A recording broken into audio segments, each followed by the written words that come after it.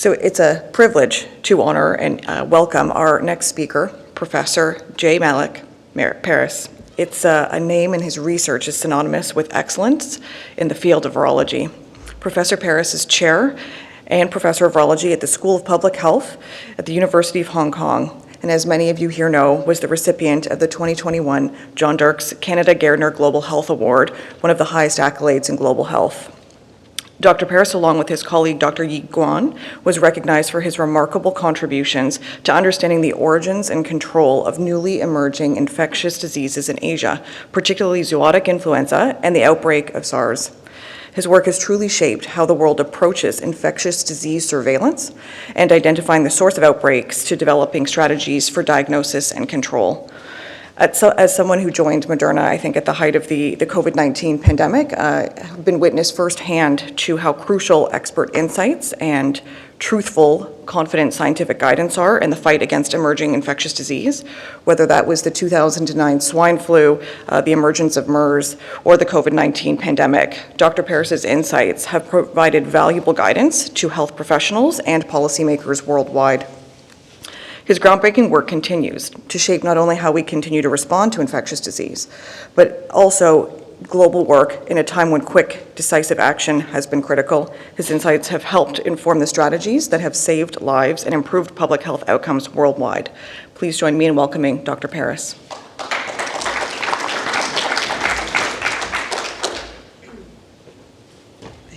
Thank you very much.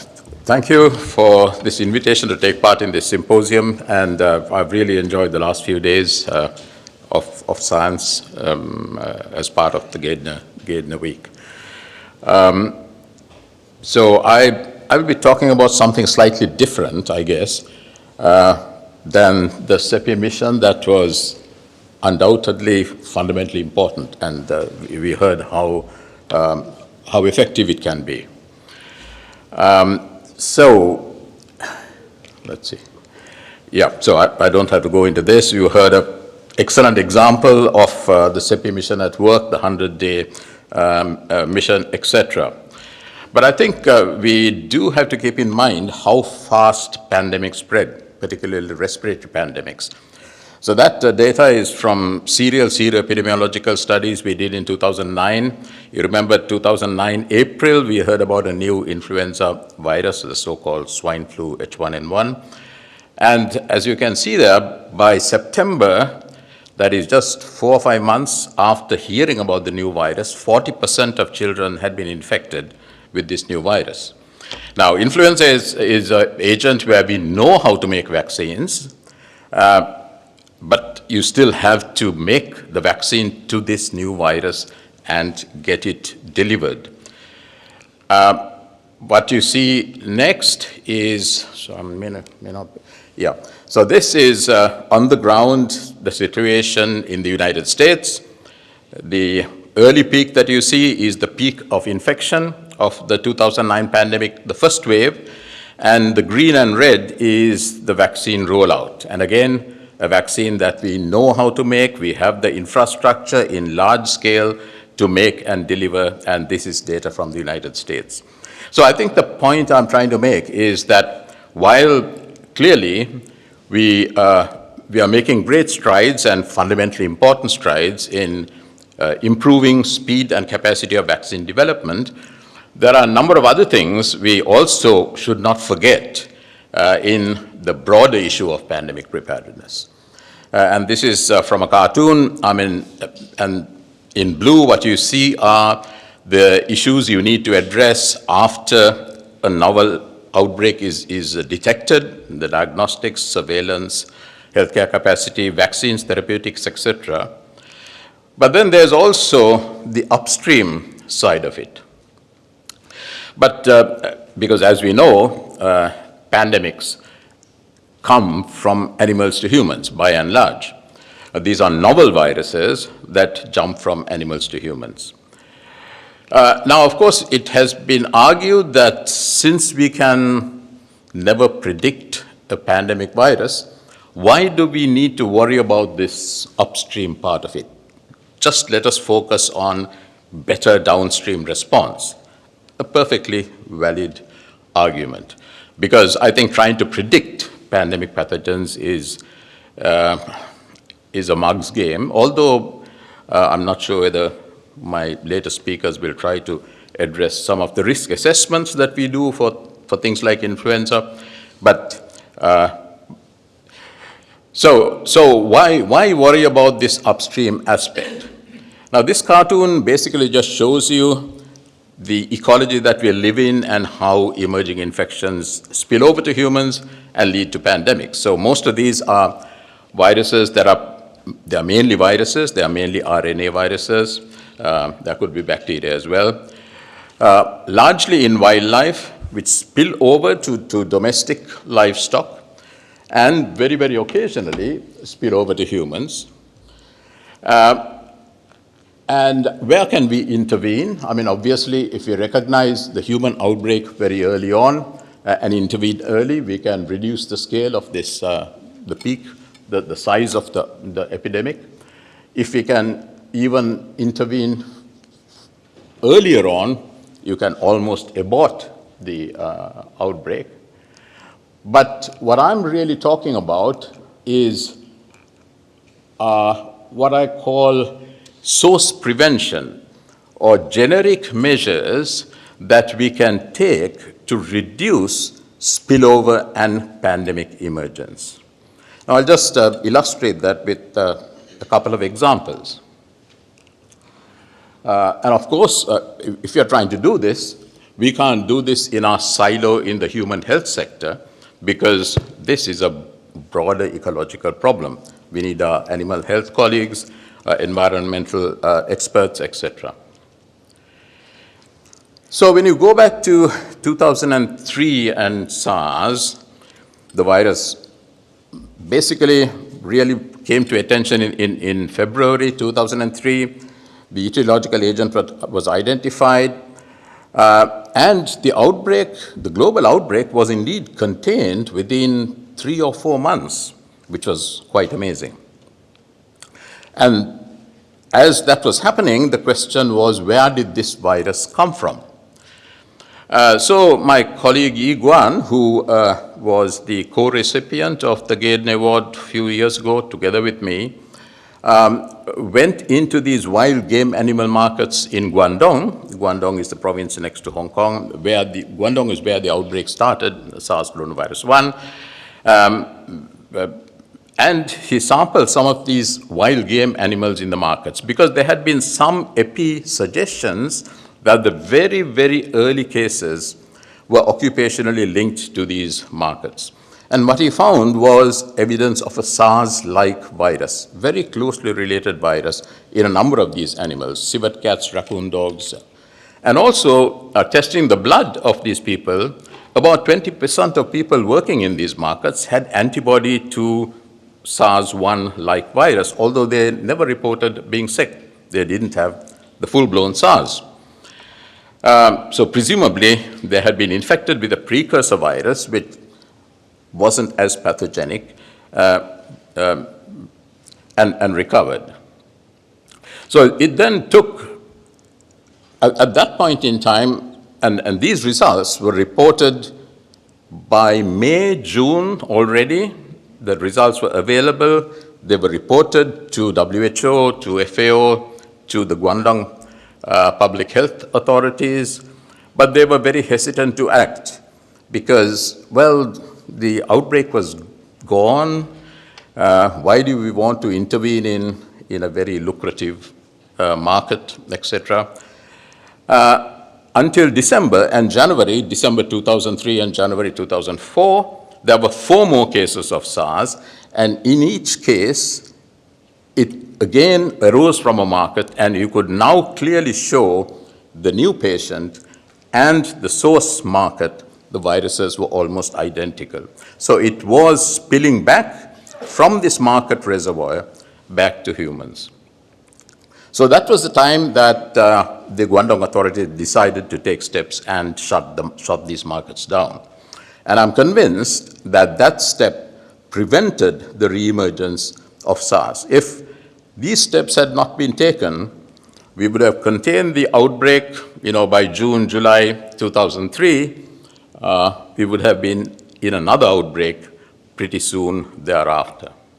Now, it took almost, within a year, the reservoir host in these Chinese horseshoe bats had been identified, but the real close ancestor to SARS-1 took about 10 years longer to be identified.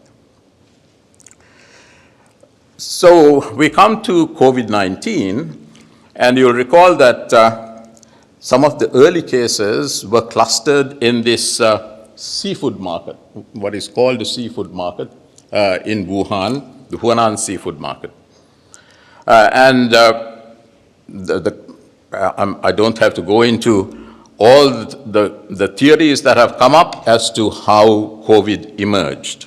But the fact of the matter is, some of the early cases were associated with this seafood market. Now, a more recent study by Awardee and others who have plotted the earliest cases of COVID-19 do identify this seafood market as the epicenter of that outbreak. Separately, studies done a few years before, before 2000, have shown a whole range of wild game animals being sold in this market. So it was not just a seafood market, it was a much more diverse market, although this was an illegal trade. More recently, so unfortunately, of course, the type of investigations that I described in the case of SARS-1 were not done at the time in early 2000. By the time the China CDC got to this Huanan market, the market had been completely depopulated, the animals killed and cleaned and washed and whatnot. But nevertheless, they were able to take environmental samples, over 300-400 samples from across the market.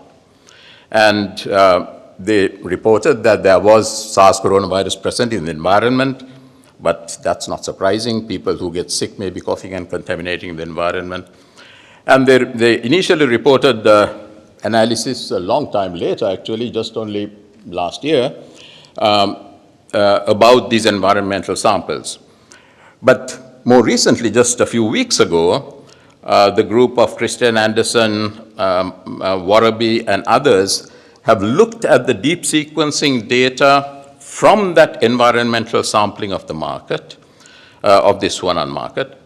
And what they can show is that the genetic diversity of the virus in the market already clearly matches the genetic diversity of virus in the very early stage of the pandemic, including the lineage A and B viruses that were found very early on during the pandemic, were already also found in the market itself. And most importantly, they were able to identify DNA of civet cats, bamboo rats, raccoon dogs, and a whole bunch of other species. Now we know that, for example, raccoon dogs, civet cats were linked with SARS coronavirus 1. We know that raccoon dogs experimentally are susceptible and can transmit the virus. So we have a situation where it's a forensic reconstruction, sadly, not done proactively, in the seafood market, showing that the potential amplifier hosts were present at the site where this spillover took place. And in fact, many of the samples that were found to be RNA positive for SARS coronavirus also had DNA of raccoon dogs and some of these other species. Now, of course, this would suggest that the spillover went from animals to humans, just like in SARS coronavirus 1. But can you exclude that humans who got infected somewhere else came into the market and contaminated the place? Well, in addition to what I just told you, most of the this market is a huge operation, 2 wings, west wing, east wing, etc. All the positive, virus positive samples were found in one part of the market. And there was this area, this hotspot, where most of the virus positive RNA samples were found. And that was the place exactly where the DNA from these raccoon dogs, civet cats, and everything was found. So if you have to postulate humans bringing in the virus into this market and then triggering a secondary amplification in the market, you have to assume that the humans who came very cleverly went exactly to the place where the raccoon dogs and civet cats were, initiated this contamination, and maybe infected the raccoon dogs as well, etc., right? I leave you to decide which is the greater probability. So leaving that aside, we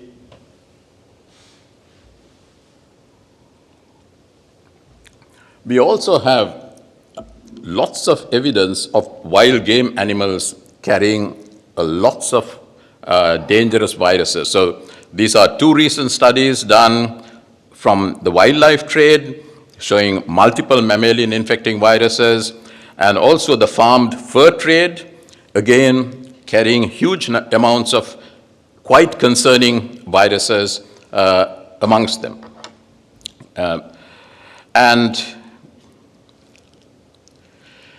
And going back to 2003, while Toronto and Hong Kong were battling SARS coronavirus 1, there was an outbreak of Mpox in the United States, over 70 cases identified. And this was traced to imported wild pet animals being brought into the USA, and then through the wholesale, retail, pet trade, spreading the virus,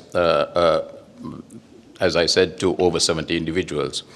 So what I'm trying to get at here is the really adverse effects of the wildlife trade, whether it be for food, for exotic pets, or for farmed animals for fur, etc. So they potentially lead to zoonotic and pandemic diseases. There is biodiversity loss and species extinction. And so this is an example of what I call a spillover pathway, which has been now demonstrated, I argue, twice at least, and the threat is very visible and is something that we should do something about it. Not just necessarily wait for yet another pandemic to come and then struggle to respond to that. And of course, there are a number of measures that can be taken to try to reduce this, the risks emanating from this risky activity. Then moving to something, more topical, if you like. H5N1 is the flavor of the day. But if you remember, this started in 1997 in Hong Kong, 18 people affected and 6 people died.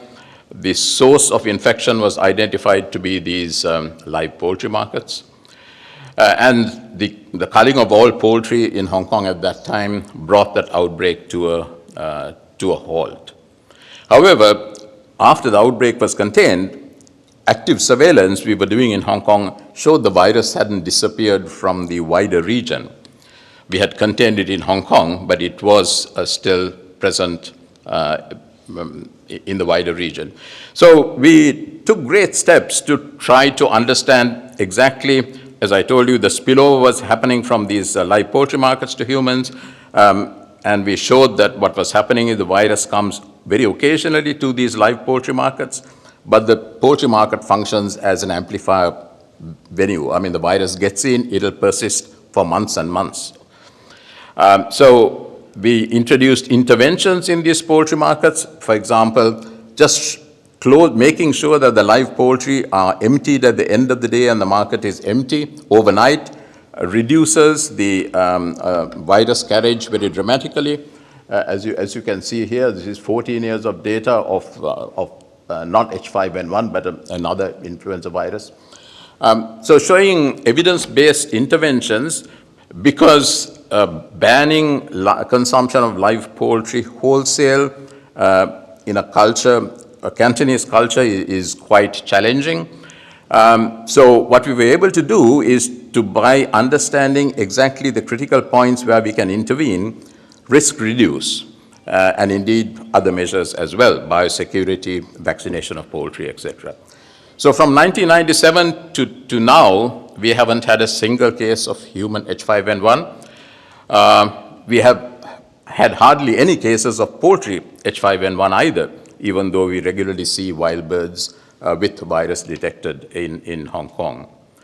And again, understanding the potential sources of transmission, we were able to show that the main source of aerosolization of virus in these markets is this defeathering machine that is used after chicken are put in, and for removing the feathers, it's spun around. So by siting these in well-ventilated places, again, you can reduce risk further. So of course, avian influenza H5N1 has continued to spread, as you well know, and it has, whether it causes a pandemic or not, it certainly has caused a massive ecological disaster. So that's the South American coastline that you see. Thousands and tens of thousands of marine mammals and birds have been killed, and some of them are endangered species, may or may not go extinct. Then, of course, earlier this year, the outbreak was detected in cattle, dairy cattle in the United States, and amazingly, it is one spillover from infected wild birds to dairy cows, which has spread within the herd, which is not surprising, but then across multiple herds and multiple states. And the movement across the United States is primarily by moving infected dairy cows. Now, one would have thought that this is something that can be contained. But again, as you know, already there are, you have to keep track of the latest numbers. I think it's 19 humans and related poultry colors, and of course another person whose exposure is unknown. Now, this is an article that was published in New England Journal just a few months ago. And these authors are trying to compare lessons from COVID and the, failures of the H5N1 response. Firstly, we had, in the case of COVID, we had the need for aggressive testing and surveillance. With H5N1, that is not working too well. The resistance of the industry for testing and control in the wildlife trade, I talked about in China, or in the case of COVID, in meat packing facilities in North America. Coming to the H5N1 response, the reluctance of the poultry industry, I'm going back to China, for aggressive interventions, detection and intervention, or for that matter, the dairy industry in the United States to even look for the virus and intervene.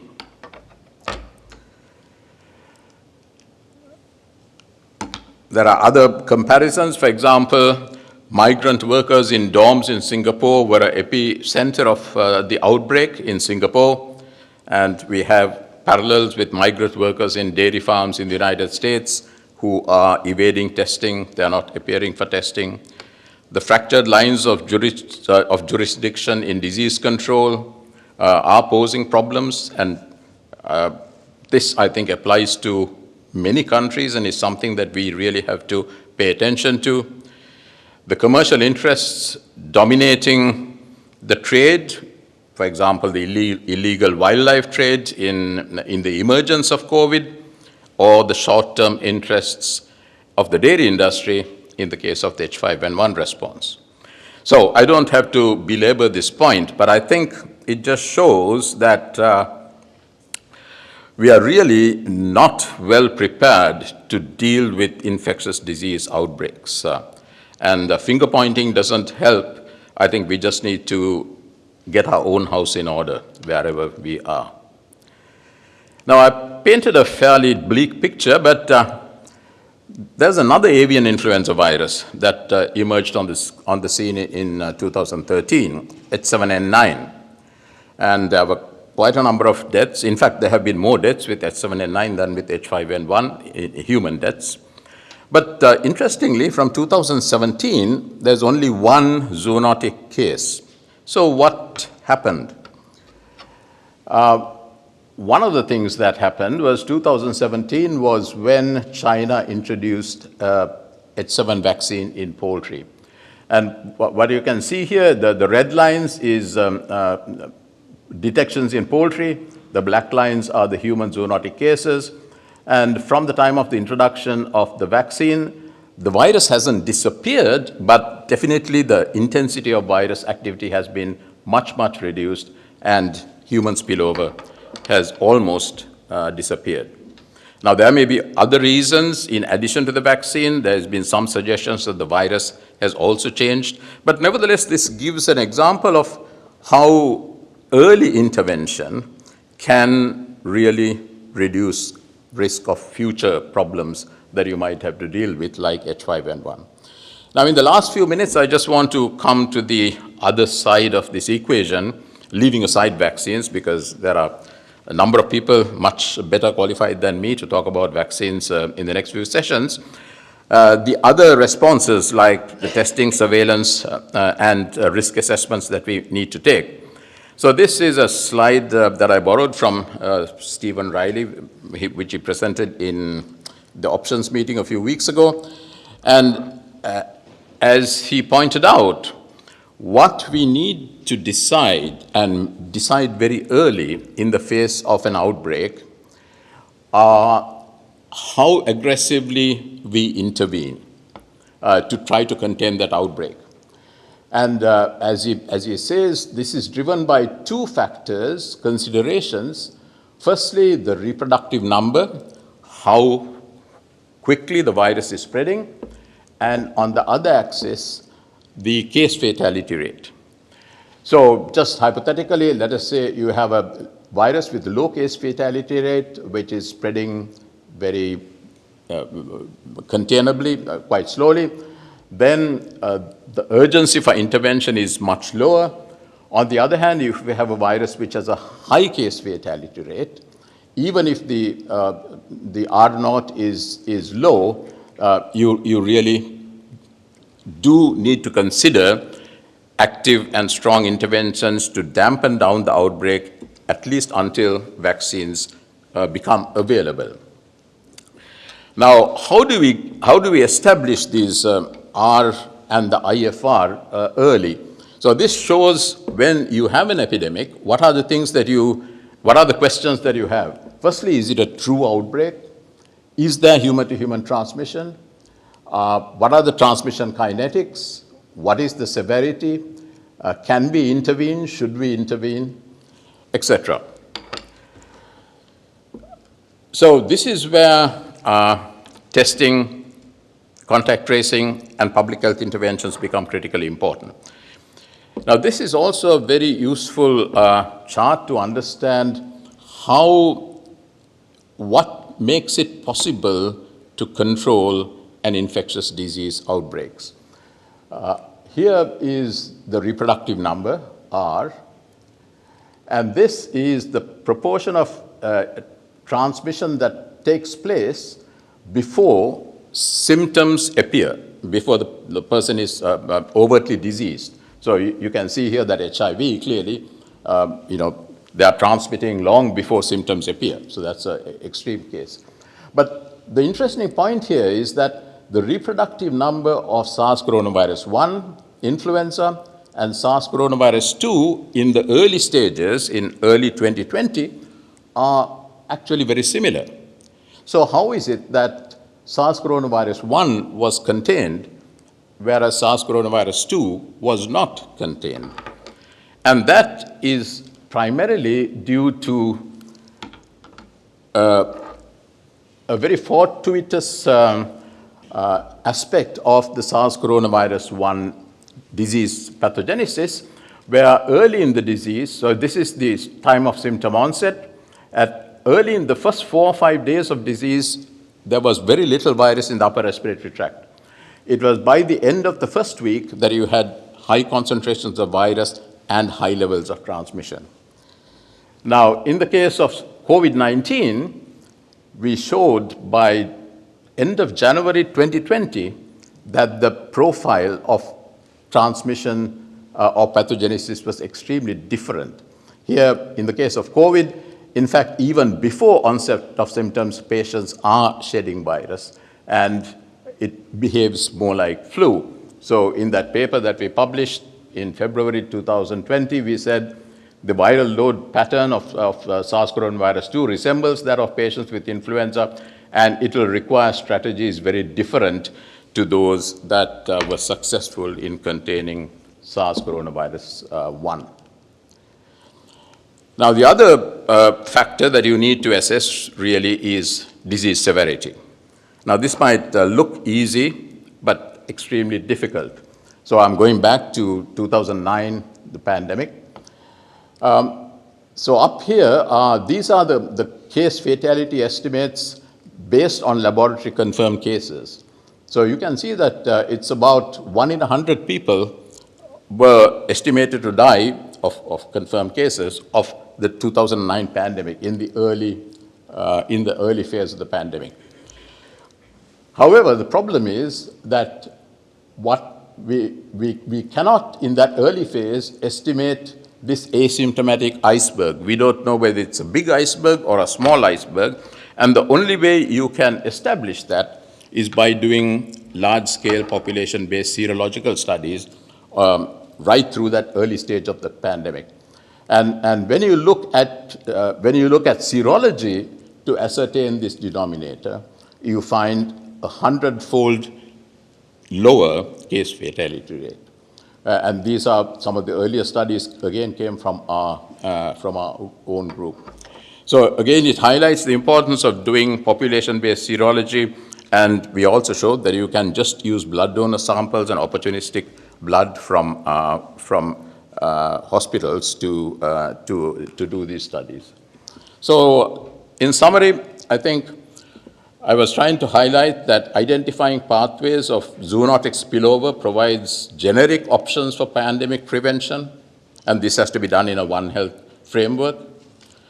But diversity and potentially competing interests and priorities of stakeholders are major challenges to be overcome, particularly when it comes to the One Health dimension of animal health and human health. Targeted surveillance and evidence-based and coordinated rapid responses, the importance of these, and we need to prepare to do better in the future. And of course, finally, diagnostics, case detection, isolation, etc., all important. So with that, I will end. I mentioned my colleague Iguan, who was awarded the Gairdner Award together with me 2 years ago, and many other colleagues that I've used some of our own data, but of course I've used others' data as well in this presentation. Thank you very much.